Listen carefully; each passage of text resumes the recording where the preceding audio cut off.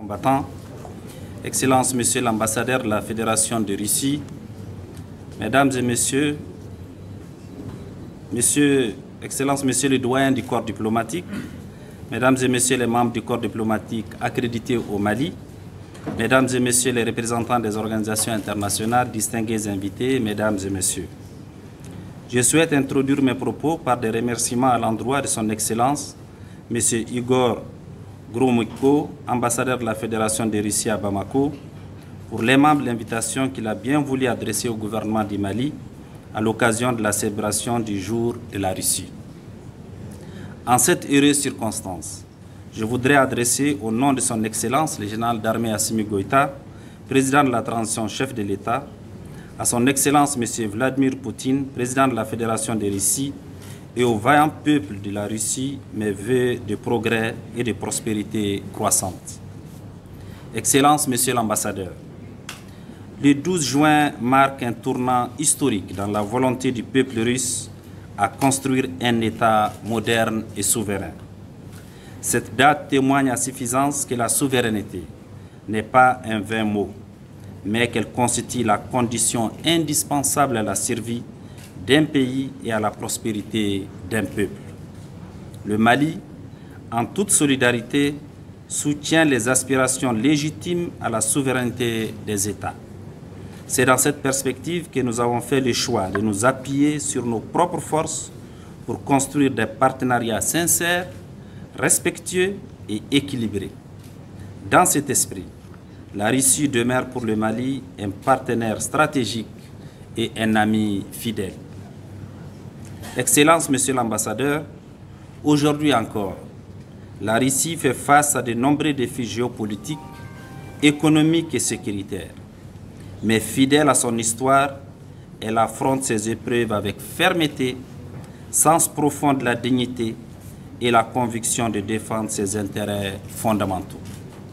En tant que pays ami, le Mali salue la résilience légendaire face aux menaces existentielles qui se multiplient. Excellence, Monsieur l'ambassadeur, moins d'un mois après la célébration du 88e anniversaire, je voudrais saisir l'opportunité qui m'est offerte pour rendre hommage à la mémoire des millions de vies sacrifiées par la Russie pour éradiquer les fléaux du nazisme et libérer l'Europe de la tyrannie fasciste. Ces sacrifices immenses résonnent aujourd'hui comme un appel universel à la paix, à la résistance contre toutes les formes d'oppression. C'est le lieu de réaffirmer que le Mali s'oppose fermement aux tentatives de falsification de l'histoire par certains pays révisionnistes qui cherchent à atténuer ou à déformer la réalité en minimisant le rôle décisif joué par la Russie dans cette victoire. Cette réécriture dangereuse de l'histoire est une atteinte non seulement à la vérité, mais aussi à la mémoire collective des générations passées et un affront à ces millions de Russes qui ont donné leur vie pour notre liberté et notre dignité. Excellence, Monsieur l'ambassadeur, les relations entre le Mali et la Russie, riches d'un passé historique, se sont aujourd'hui renforcées dans plusieurs domaines. Sur le plan politico-diplomatique, nos deux pays défendent ensemble une vision multipolaire du monde, empreinte des valeurs de justice, de respect des souverainetés. Sur le plan économique, des projets concrets sont en cours dans les secteurs de l'énergie, de l'exploitation minière, de l'agriculture et du transport. La présence des sociétés russes dans le développement des infrastructures et la valorisation des ressources naturelles au Mali témoignent de la volonté commune de bâtir une coopération durable et gagnant-gagnant. Dans le secteur de l'éducation, plus de 1500 étudiants maliens poursuivent leur cursus dans les universités russes. Cette dynamique augmente chaque année et ces jeunes formés en Russie sont les artisans du Mali de demain. C'est le lieu de saluer les efforts constants de la Russie pour accueillir, former et accompagner les étudiants maliens. Sur le plan sécuritaire, La Russie accompagne le Mali dans la lutte contre le terrorisme. L'appui militaire, les formations spécialisées, les livraisons d'équipements, notamment les vecteurs aériens, ont contribué à la montée en puissance de nos forces armées et de sécurité et amélioré la situation sécuritaire.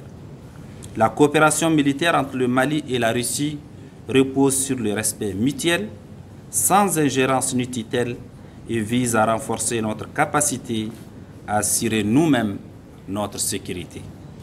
Excellence, Monsieur l'ambassadeur, l'expérience enseigne que c'est dans les moments difficiles que les amitiés sincères se construisent et dessinent les bases d'un avenir meilleur.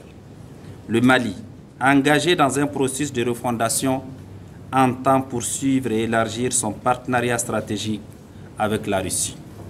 Les perspectives sont nombreuses. Coopération technologique, agro-industrie, recherche scientifique, accès à de nouveaux marchés et échanges culturels. Avant de conclure, je voudrais adresser encore une fois au peuple ami russe et à son gouvernement mes vœux de paix, de prospérité et de succès dans tous les domaines. Ensemble, nous pouvons relever les défis de ce siècle avec détermination, dignité et solidarité. Joyeuse fête nationale, longue vie à la coopération russo-malienne, vive l'amitié entre nos deux peuples. Je vous remercie de votre aimable attention.